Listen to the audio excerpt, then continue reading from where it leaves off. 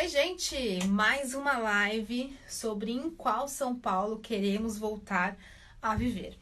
É uma série de lives, a gente fez a primeira semana passada com o Facundo, então eu tô chamando pessoas que são aqui da cidade pra gente pensar, repensar e discutir esse São Paulo que a gente quer voltar a viver. Eu já recebi aqui o Morosini, já tá pra gente começar o nosso papo de hoje, que eu tô super animada pra ouvi-lo. Opa, aumentar um pouquinho aqui a luz, que agora tem uma luz, né, gente? Oiê, tudo bem, Felipe? Como você Tudo bem, tá? Malu? Boa noite. Boa noite, um prazerzaço poder conversar com você. Tava falando um pouco pro pessoal que eu tô super animada para te ouvir. Tem umas perguntinhas ótimas, eu quero muito saber sua opinião. E queria começar agradecendo por você ter topado conversar um pouquinho comigo sobre que São Paulo que a gente quer, né? Qual é essa São Paulo que a gente quer voltar a viver, né? É isso. Eu que agradeço o convite. É sempre importante um lugar de diálogo, onde a gente pode ter essa possibilidade de encontros. Com certeza. E hoje é um encontro muito especial. Como eu falei, essa segunda série, a primeira live que a gente fez com o Facundo. Enfim, a gente falou de vários temas e eu preparei alguns teminhas aqui para te perguntar. Mas, para a gente começar essa live, tem uma pergunta positiva que eu queria saber. O que você mais gosta em São Paulo? Quando você pensa em São Paulo, assim, você fala, nossa, que legal. Queria saber o que você mais gosta e como que a história da cidade se conecta com a sua trajetória. Porque viver São Paulo, poder acessar espaços públicos, por exemplo, no centro, bibliotecas, tudo isso mudou muito a minha vida. E eu queria também ouvir como que a cidade mudou a sua vida também.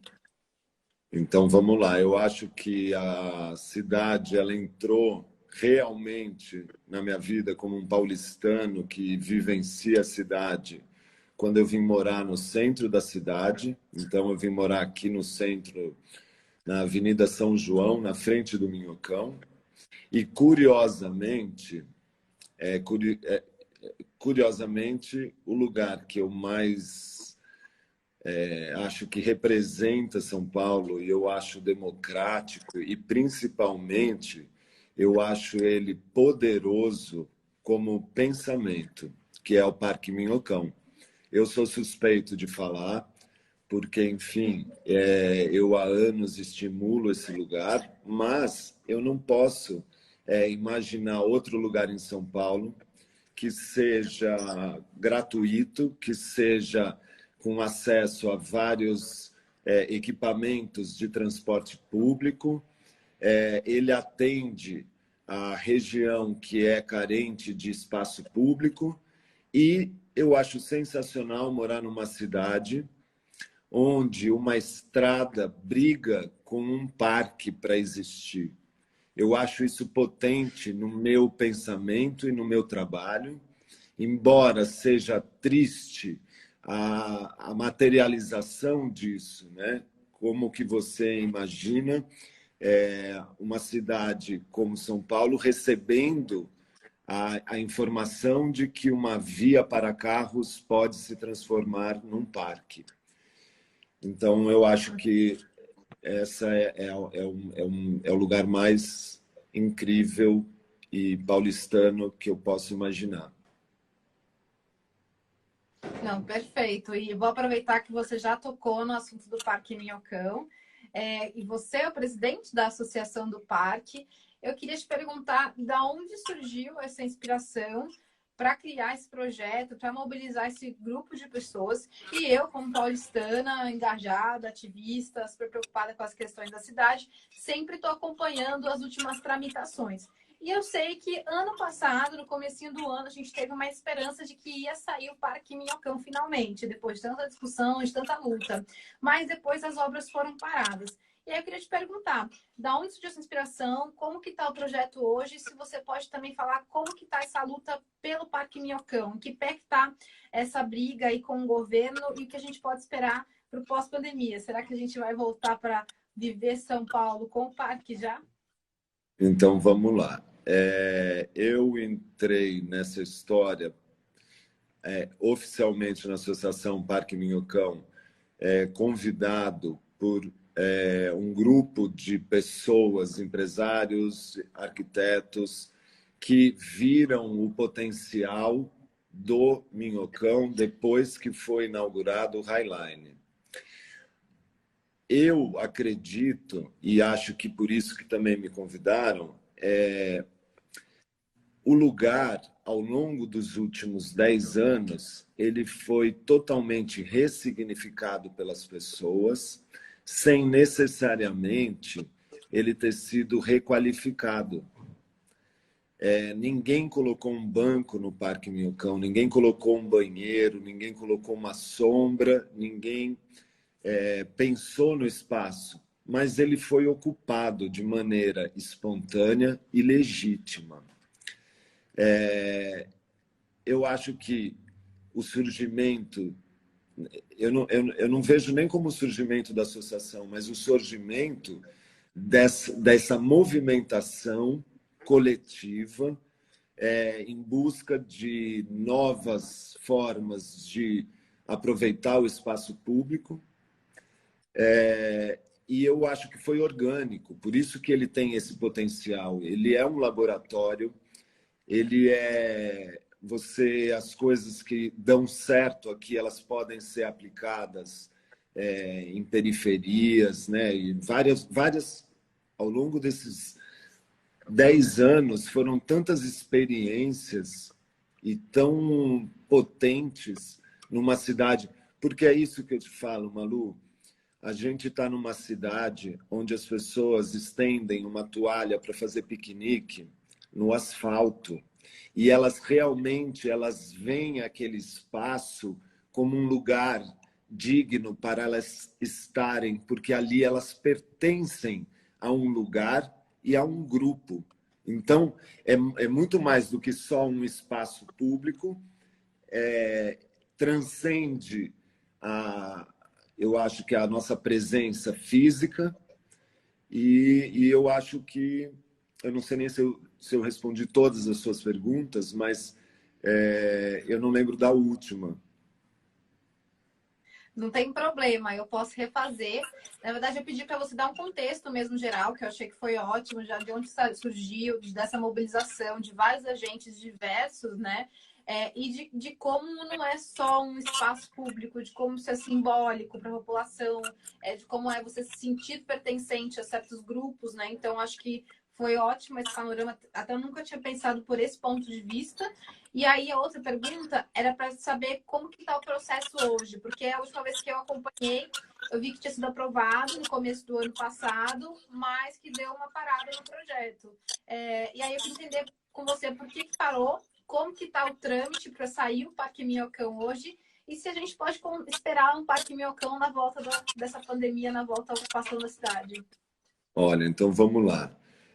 Faz anos que a gente entendeu que o Minhocão ele é um objeto político. Os políticos eles utilizam o Minhocão como manobra de eleição. Então, sempre já entrou na pauta dos prefeitos, pelo menos nos últimos 3, qual é o destino do Parque Minhocão, né? O que vai ser feito com o Parque Minhocão. A gente avançou de uma maneira muito devagar, porque, de novo, é político. Então, às vezes, a gente encara que não tem vontade política. A gente conseguiu que fechasse no final de semana inteiro. Durante a semana, ele fechava às 9h30 da noite, agora ele fecha às 8h. Então, são pequenas conquistas ao longo de um trajeto que garante que mais horas ele fique fechado para carros do que antigamente. A gente conseguiu que um vereador colocasse o Parque Minhocão como legítimo, porque ele realmente existe. Antigamente eu falava que o parque já existe, só faltam as árvores. Hoje eu falo que o parque já existe porque o parque são as pessoas. E eu entendo que talvez nesse parque não terão árvores grandes. Ele seja mesmo um parque de lazer, de esporte, de passagem, de contemplação. Então, eu acho curioso essas pequenas conquistas.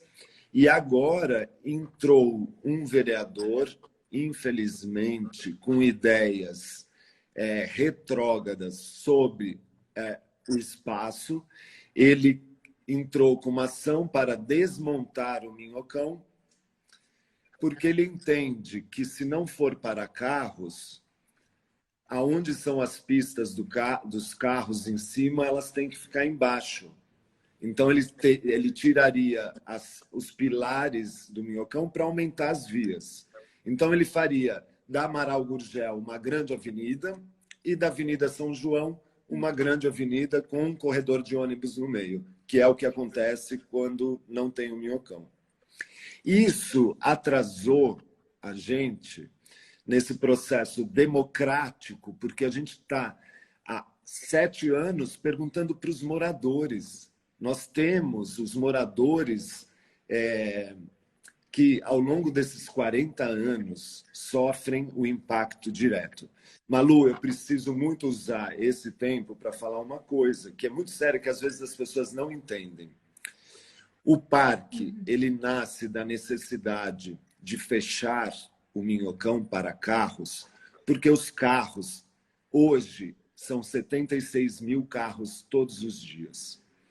Tem 2 coisas muito sérias que acontecem aqui. Uma, são 3 vezes mais monóxido de carbono que no resto da cidade. E os decibéis, eles não são aceitáveis pela Organização Mundial de Saúde.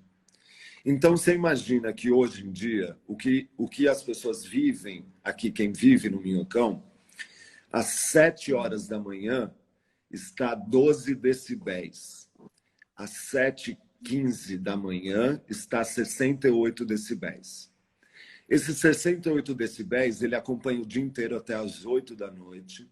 Quando ele é fechado, ele cai de novo para 12 decibéis.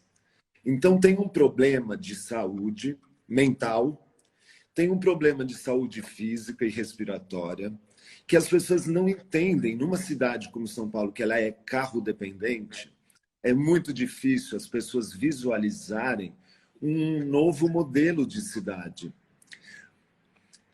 E essa questão dos carros. O paulistano, ele não abre mão do carro. Então, é muito um embate, por exemplo, a gente sofre muito na associação quando fala-se de trânsito, como vai ficar o trânsito. Nós temos já, nos últimos 3 prefeituras, nós marcamos reunião com a Secretaria de Transporte e com o CT, reuniões para entender, caso feche, quais são as alternativas existentes. E foi verificado que já existem 5 vias para ir da Zona Leste para a Zona Oeste, que você não pega. Por que o Minhocão existe? É para você fazer esse trajeto sem semáforo. É só para você ir reto, sem semáforo. Claro, e tudo que um semáforo no centro da cidade de São Paulo traz. Então, tem gente que não quer morador de rua batendo no seu vidro. Então, ele sobe o Minhocão para ir direto para a Zona Oeste. Mas a Avenida São João, ela passa o dia inteiro vazia. A Maria Antônia, que é a Rua do Mackenzie, você pode usar. Existem 5 maneiras. A Avenida Rio Branco, a São Vicente de Paulo, aquela que é perto do antigo Play Center. Enfim, eles falam que quando você fecha uma via, em 3 meses, a cidade entende o novo funcionamento do equipamento. Então, é muito mais pela negação, isso vai acabar com o trânsito, do que vamos testar. Sabe? É muito um pensamento de negação. O Andrés Matarazzo, ele deu uma declaração a semana passada infeliz, e isso reflete o pensamento de toda uma parcela que não enxerga na cidade de São Paulo um potencial de cidade para pessoas. De novo, a carro-dependência da nossa cidade, o jeito que a nossa cidade foi construída lá atrás, né? Se você buscar a história de como a cidade foi feita, foi pensada para ser a nova Chicago. Prestes Maia cobriu todos os rios da cidade para fazer avenidas. Então, a gente tem um problema muito sério, mas o Minhocão tem 40 anos. Em 40 anos, as cidades mudaram e, principalmente, as pessoas mudaram. Elas querem um pouco mais. Elas não querem ficar presas nos seus apartamentos com uma sensação de insegurança. Porque não adianta também a gente estar no espaço público se a gente não tem segurança. Tem 3 coisas básicas do espaço público. Segurança, calçada e iluminação. O Minhocão, agora, ele atende 2 quesitos. A iluminação foi trocada para que os pedestres à noite se enxerguem e não só os carros. Calçada, o Minhocão é uma grande calçada. A gente ainda agora tem um problema de segurança. Como na cidade inteira, não é exclusivo do Minhocão. Furtos de celular. Isso tem na cidade inteira. Mas tem um termo no urbanismo que chama os olhos da cidade. Quanto mais pessoas estiverem nesse lugar, mais seguro ele será. Eu faço a sua segurança e você faz a minha. É um princípio básico desse lugar que eu chamo de sagrado, porque ele reúne todas as qualidades que eu acredito. É na rua que você entende o seu papel social e político, é encontrando pessoas diferentes que você entende que você não é tão diferente quanto você pensava.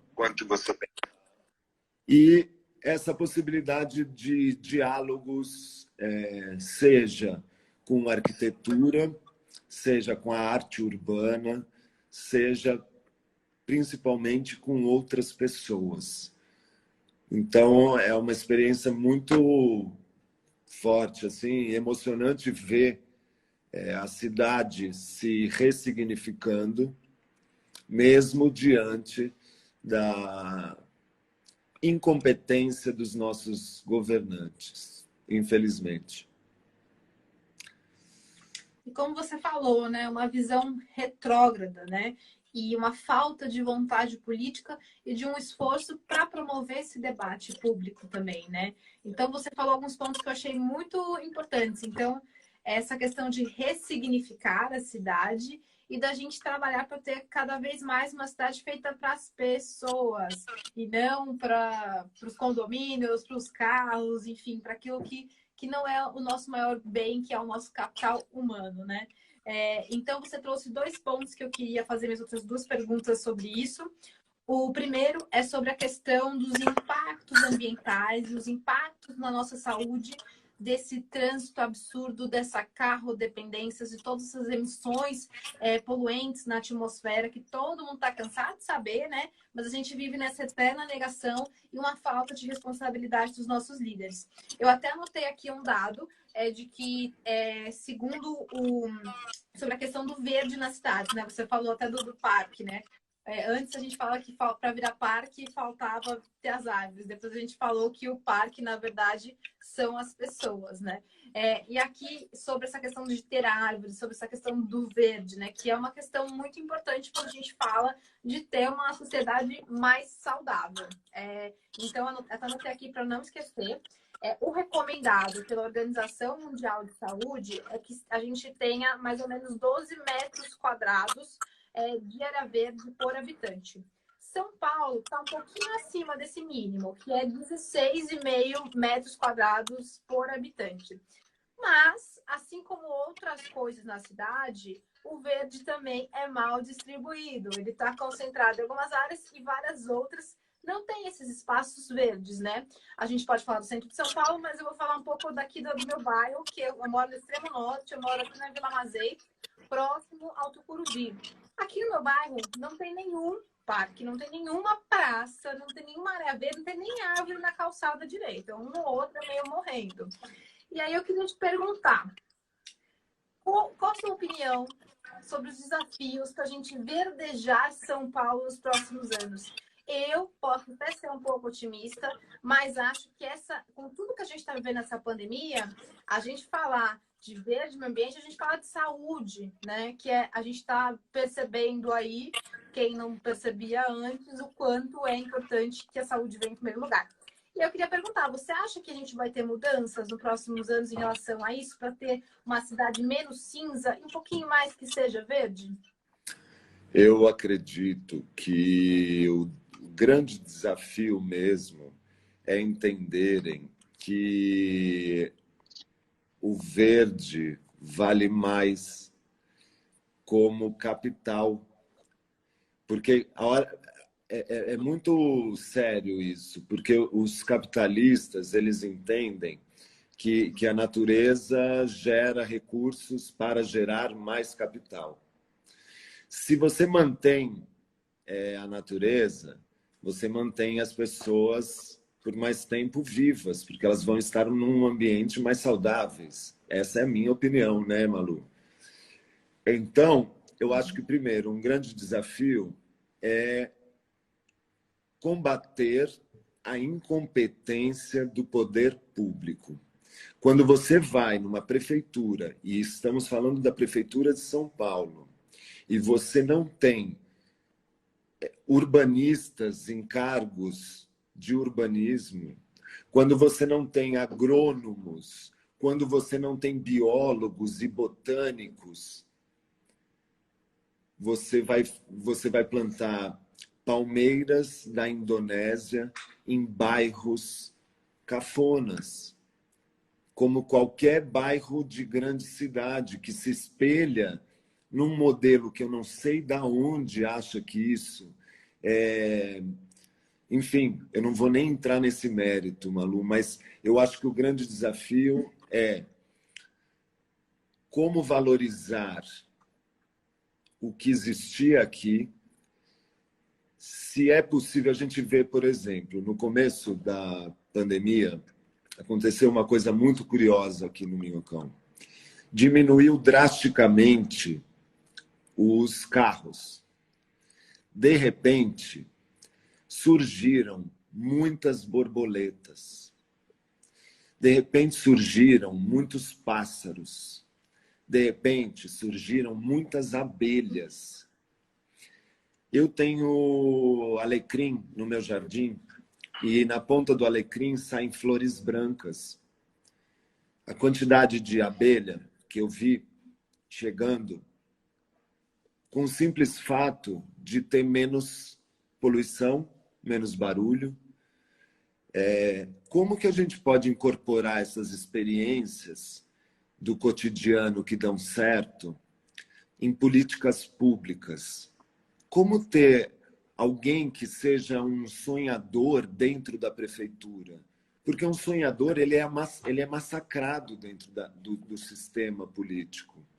Então, assim, eu tento, através das minhas poesias, eu tento fazer, poetizar esse momento, mas eu entendo que é no poder público que tem as verdadeiras ações desses desejos.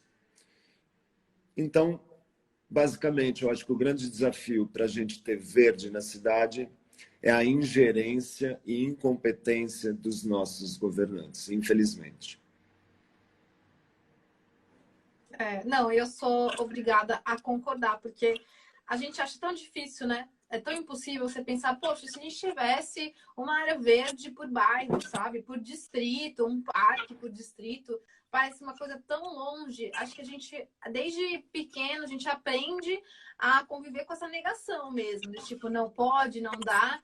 Só que, cara, quando você vê outras cidades ousando, não precisa nem ir fora do Brasil, outros municípios próximos, né, por exemplo, e aí você fala, poxa, se eles conseguiram, será que a gente não consegue? Será que é assim mesmo? Tem que ser tudo tão travado, tudo tão quadrado, e a gente não consegue avançar, né?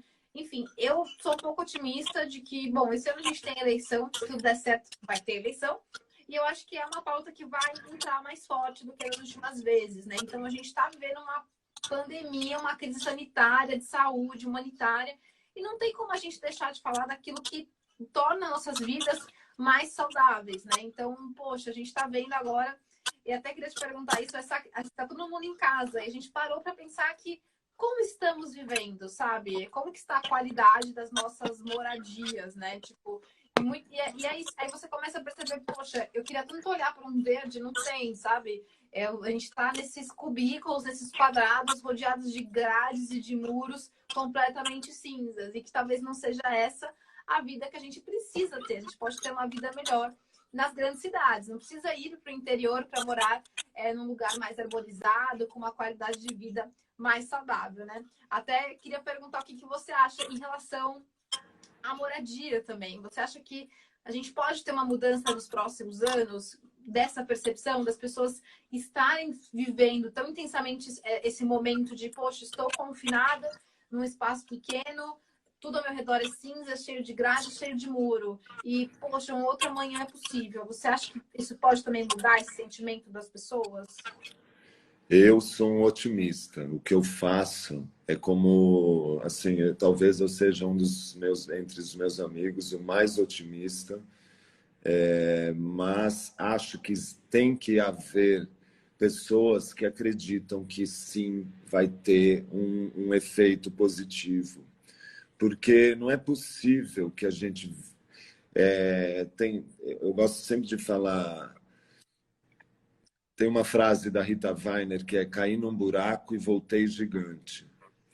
Não é possível que a gente não vá ver que cidades sem natureza por perto, porque o homem há 30, 40 anos atrás, ele ia até a natureza com o seu carro, ele tinha que ir nos lugares. As cidades ficaram como se fosse um lugar para ganhar dinheiro, mas esqueceram que a gente tinha que viver com dignidade física, mental, energética. Faz toda a diferença, a gente sabe disso já, né?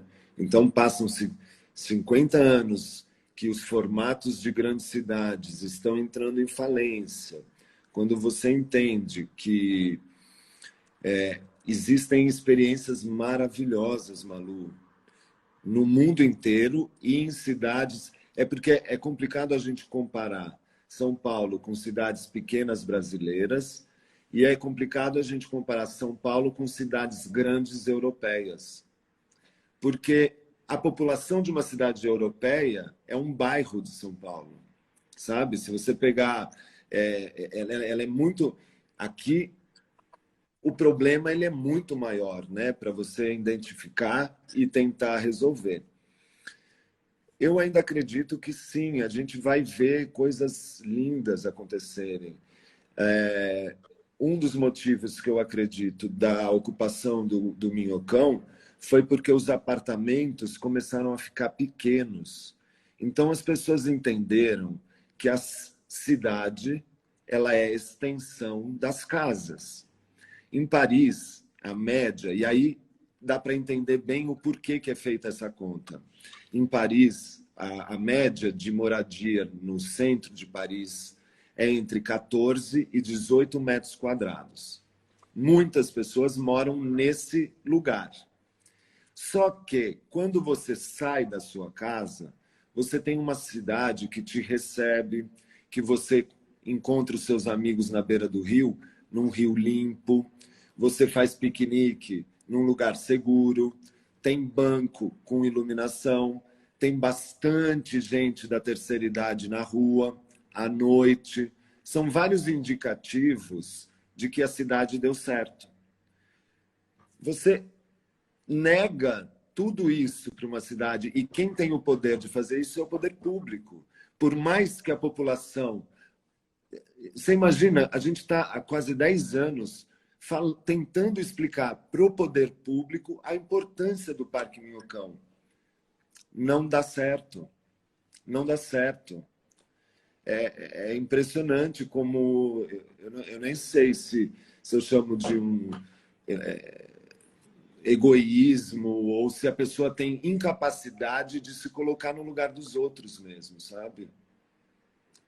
De ver a cidade como um todo. É óbvio que você vai demorar 5, 10 minutos a mais se o Minhocão fechar, mas a sua ação de não passar mais no Minhocão vai ter um impacto positivo na saúde dessas pessoas enorme. Então, será que as pessoas que pegam o Minhocão de carro sabem que elas estão fazendo mal para as pessoas? Porque ninguém quer fazer mal para ninguém, né? Se eu sei que uma atitude minha está agredindo alguém, eu vou pensar e vou tentar ver outra maneira de realizar o meu trajeto. Mas estamos falando também de um mundo utópico que a gente vai descobrir agora. Quando você me fala, né, do futuro do espaço público, a gente vai ter que entender essa distância do espaço público. O que está acontecendo em outros países que dá para a gente usar de exemplo, eu não sei, é meio assustador assim ver as grandes capitais da Europa já todo mundo sem máscara em festas. Eu não sei se é porque no Brasil a gente também, de novo, teve uma ingerência para conter a pandemia. Eu acho que a gente vai demorar muito para sair dela. Então, eu acredito que quando a gente voltar ao espaço público, ele será receptivo, mas ele vai ter que ser ressignificado. Por exemplo, acho que segunda-feira abrem os bares, e pelo que eu entendi, né, com 40% da capacidade. Eu acho isso uma loucura, né?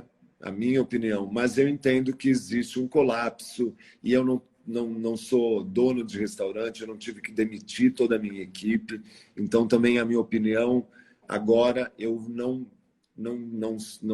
a darei nesse assunto porque, enfim, cada um sabe aonde dói o seu e espero que todos estejam, né, realmente se cuidando, cuidando dos outros e tentando, né, estamos todos tentando sobreviver nesse momento e tentando não enlouquecer,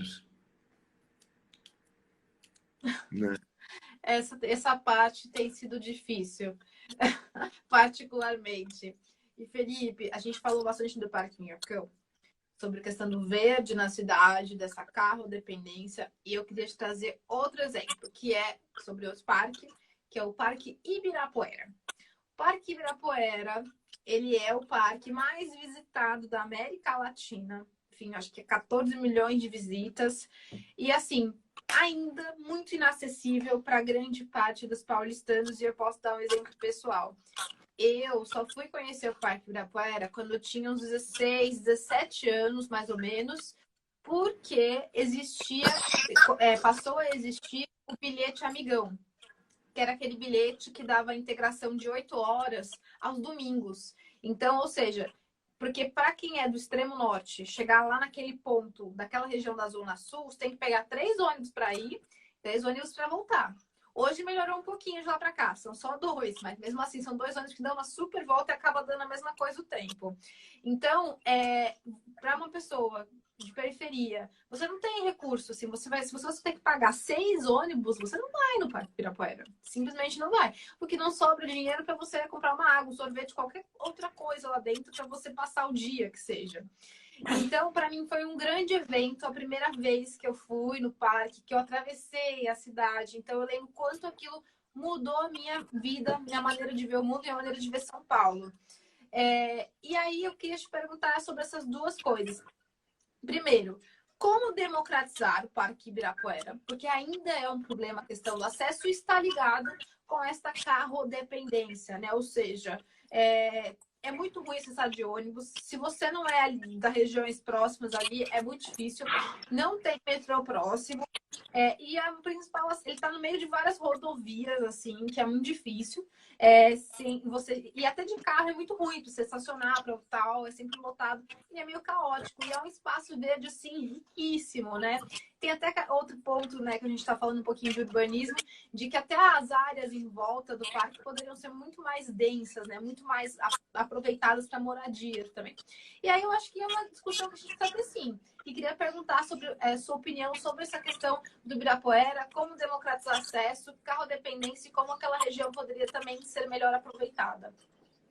Olha, eu acho sinceramente que o grande problema ele começou lá atrás. A minha opinião sempre foi, você fala de distrito, né? Que cada distrito deveria ter o seu parque. Eu acredito que cada bairro teria que ter o seu parque para, enfim, quando eu entendi que o Sol Parque Trianon manteve a vegetação original da Mata Atlântica, eu fiquei tão triste com aquilo, Malu. Aquilo também teve um impacto em mim muito poderoso no sentido de querer fazer alguma coisa sobre isso, de não me conformar. Eu não entendo como que tinha uma floresta aqui e hoje é isto que nós temos. A redução do espaço verde, assim, e eu moro aqui há 20 anos. Daqui onde eu moro, eu vejo a Serra da Cantareira. Em 20 anos, metade do que eu vejo da Serra da Cantareira virou casa. Assim, é impressionante como o homem é devastador. O grande desafio, acho que vai ser isso.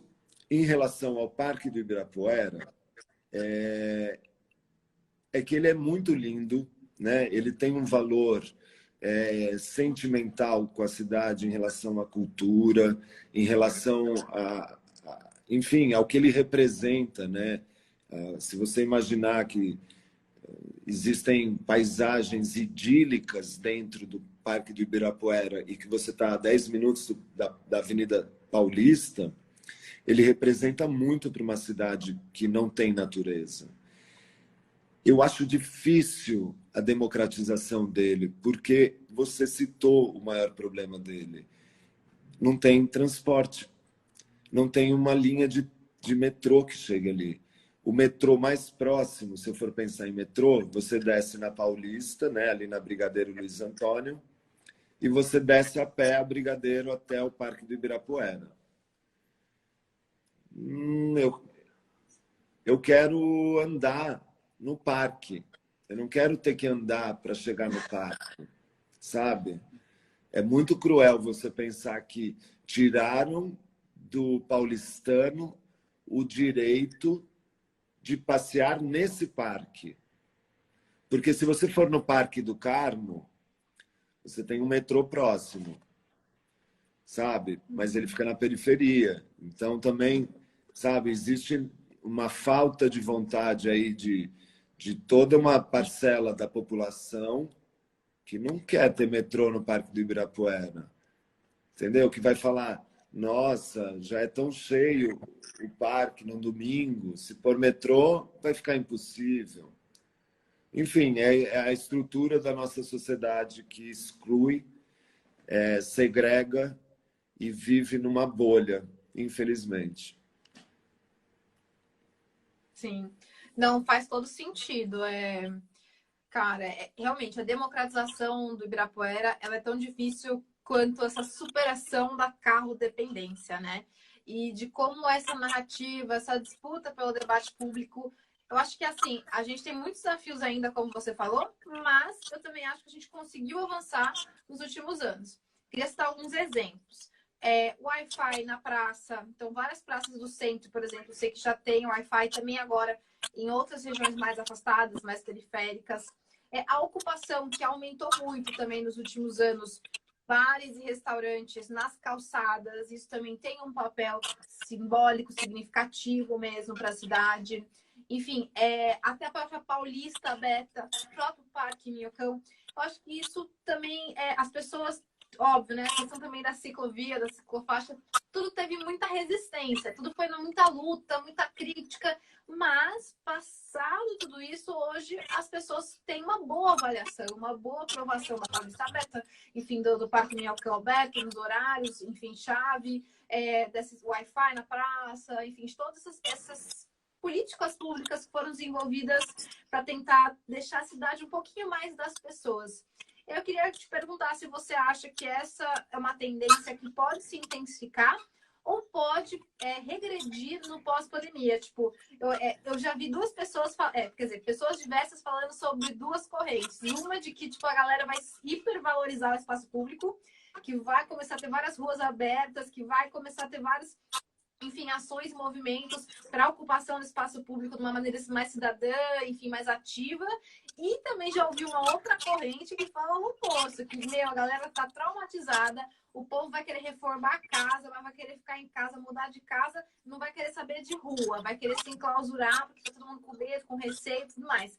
E aí eu queria perguntar, qual dessas duas correntes você acha mais possível no pós-pandemia?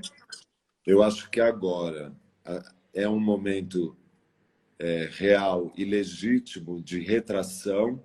As pessoas não vão acreditar muito no espaço público como um espaço libertador.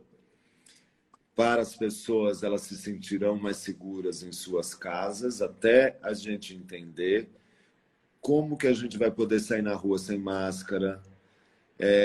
Por exemplo, você não vê na rua com as pessoas de máscara se alguém sorri, né? Você vai num bar, você vai tomar cerveja, você já não toma com máscara. É seguro eu sentar numa mesa ao lado de outra mesa com 4 amigos? Enfim, são tantas as questões que eu acho que agora, a minha opinião, assim, haverá.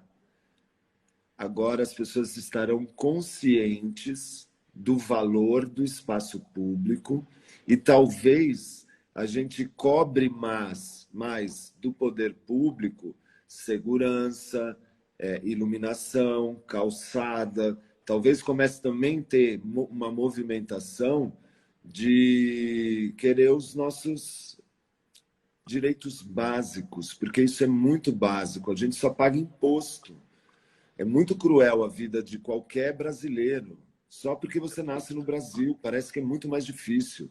Essa nossa conversa que a gente está tendo, Malu, você imagina que eu converso muito sobre o assunto. Em qualquer país que eu já tive reunião fora, onde se discute urbanismo com seriedade, eu já teria feito. Eu não, a cidade já teria feito esse parque. Ela já está preparada para receber uma notícia de que substituiremos uma via para carros para pessoas. Eles já entenderam. A gente ainda não. A gente está um pouco atrasado nisso. Então, eu acho que houve, sim, uma conquista nos últimos anos do espaço público. Qualquer experiência com bares, com mesas e cadeiras na calçada, são experiências positivas como ocupar um espaço público, mas agora, no pós-pandemia, por isso que eu te falei, eu não sei muito. Eu não sei se eu acho bom estimular a ocupação, seja qual for o espaço, se ainda tiver qualquer tipo de que eu possa oferecer perigo e que o outro possa oferecer perigo ao outro.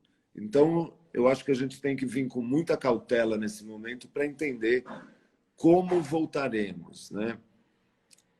Agora eu sei que a cidade está super vazia, né? À noite é super inseguro andar na cidade. Quando voltar, eu acho que estaremos assustados. Essa é a palavra que eu acho que estaremos. E quando a gente está com medo, a gente sabe que o medo é mais forte que a esperança. Então, correntes de mudanças mais profundas podem, então, até atrasar. Mas a gente, como você falou, eu também sou otimista, a gente vai pelo menos brigar para que a gente consiga melhorar a cidade e fazer as mudanças que a gente tanto quer e que a gente comentou ao longo dessa live.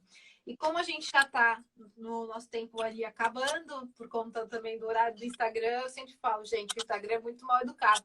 Dá uma hora, tipo, de live, que é o limite, ele pá, derruba sem perguntar duas vezes. E aí, vou fazer para você a última pergunta. Eu comecei essa live perguntando para você o que você mais gostava na cidade. E aí você falou um pouquinho da sua trajetória e já deu ali para eu imaginar qual é essa cidade que você sonha.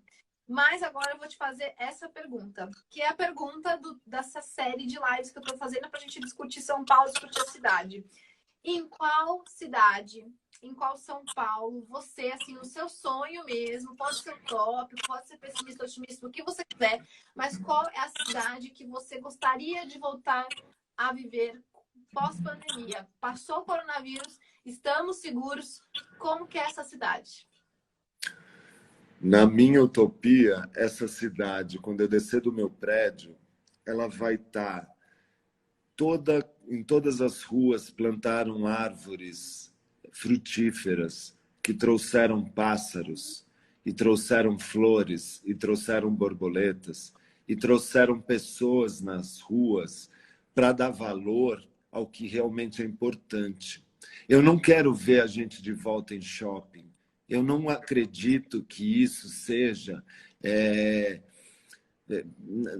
eu acredito muito no poder do simples, da natureza, e acho que mesmo morando na cidade de São Paulo, a gente tem como, mesmo que utopicamente, imaginar como seria, né? A rua de trás da minha casa é a Rua das Palmeiras. Eu queria fechar meu olho e ver palmeiras na Rua das Palmeiras, nessa cidade utópica, e que eu poderia me reunir com os meus amigos em qualquer mesa de bar, porque assim, quando a gente fala da mesinha do bar, aqui no centro é quase impossível. Você vai passar metade do seu tempo negando ajuda a moradores de rua. Porque se você for ajudar todo mundo, você não vai ficar ali, entende? É muito contraditório quando você sai para espairecer e os problemas sociais do seu país, eles são esfregados na sua cara. Então, a cidade que eu sonho seria verde, com flores cheirosas, cheias de pássaros, cheia de pessoas sorrindo, com segurança, e que eu entendi na pandemia que existe um privilégio que a gente esquece, que é o privilégio da própria moradia.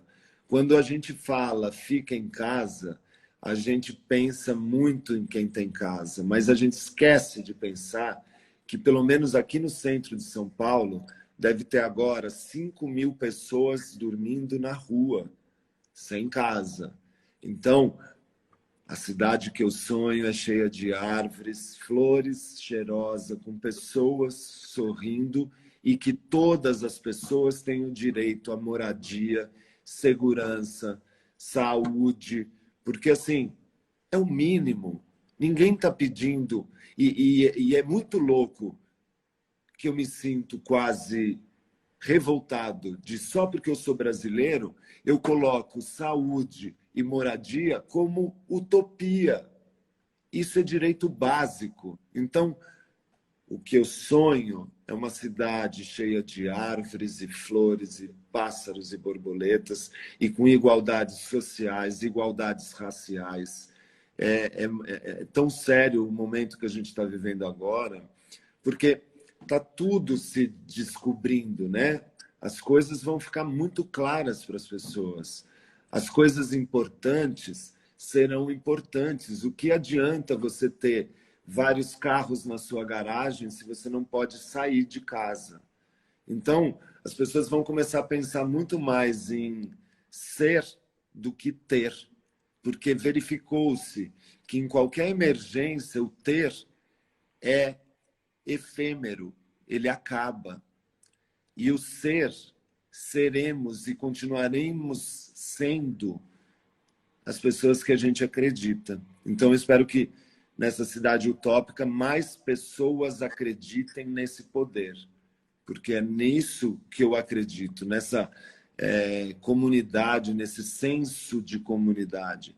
Eu não preciso ser refugi para entender que o meu discurso ajuda pessoas que não têm o mesmo direito no nosso país.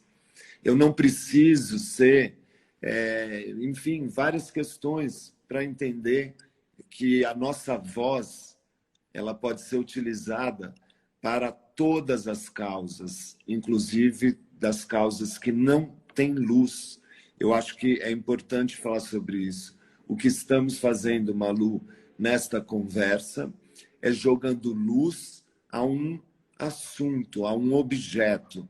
A gente discutiu nos últimos 50 minutos, a partir da experiência bem-sucedida da ocupação do espaço público, a gente teve um desdobramento para falar de questões sociais, questões emocionais, questões humanas, questões que transcendem até a nossa conversa.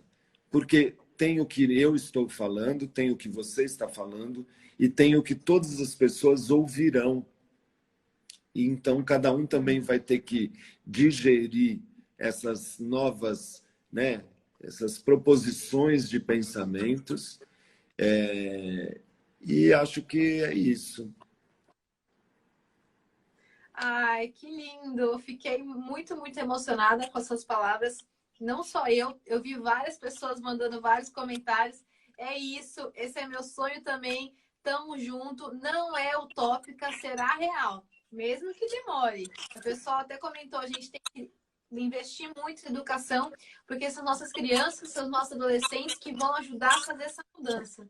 Então a gente sai dessa live super inspirado e acho que todo mundo, pelo menos que aqui acompanhou, não só apoia, mas como quer viver esse seu sonho de cidade também. Então, acho que a gente tem uma corrente do bem em São Paulo muito forte, muito grande. E tem uma frase que eu acho que ajuda a justificar talvez o nosso maior desafio. Nós somos muitos, sabe? Esse sonho não é só seu, não é só meu, não é de todo mundo que comentou.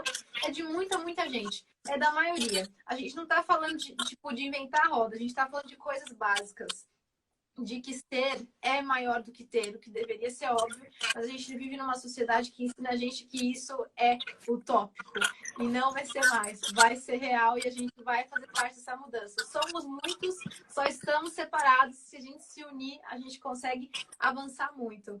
Felipe, acabou o nosso tempo, mas saio dessa live muito mais feliz do que eu entrei. Foi muito bom te ouvir e pode contar comigo e com todo mundo aí que está acompanhando para a gente conseguir fazer essas mudanças que a gente precisa, viu? É isso aí, conto com todo mundo para me ajudar a fechar o Minhocão para carros. Perfeito, pode contar comigo sim. Inclusive, eu vou resgatar. Bom, eu trabalho com política, né? Então, é meu papel. Vou resgatar como é que está esse projeto, onde é que ele está parado, por que parou, quem que está travando, quanto que vai custar. Vou ir atrás disso, eu sou chata. Já teve live que eu fiz que virou campanha, que virou manifesto. Então, essas lives aqui não é só troca de ideias, mas é construção de ações. Então, pode contar comigo nessa briga aí que a gente precisa e muito ter o nosso highline, ter aí o nosso parque suspenso. Vai ser tão importante para o centro e para a vida das pessoas. Muito obrigado, uma boa noite para todos e é isso, vamos juntos. Vamos juntos, gente. Beijinho, Felipe, obrigada mais uma vez. Boa noite para todo mundo que acompanhou.